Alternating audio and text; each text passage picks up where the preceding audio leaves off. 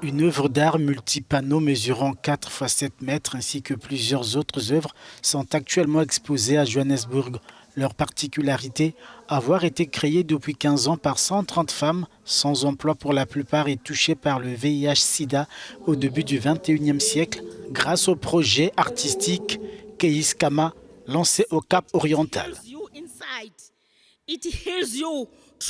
Cela vous guérit de l'intérieur, cela vous guérit à travers l'aiguille et les fils parce que vous vous exprimez et que vous revenez de chez vous parfois trop stressé.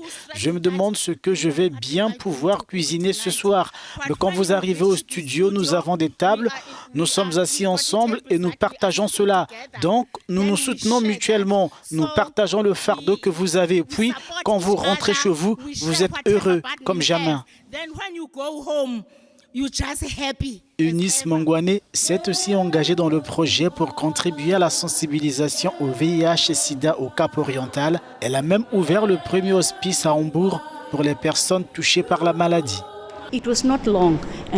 Cela n'a pas duré longtemps, les patients arrivaient progressivement. J'ai pu en avoir jusqu'à 5 dans ma maison.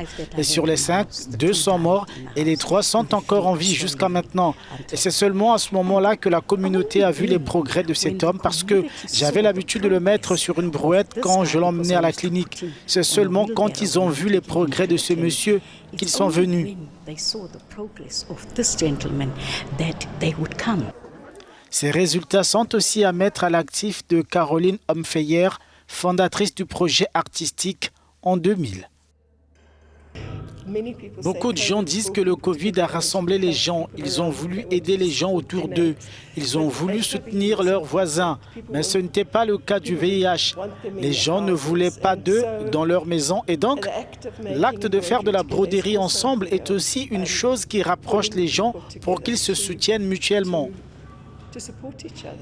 Après la peinture, le projet s'est doté d'une académie musicale. La musique étant considérée comme une thérapie.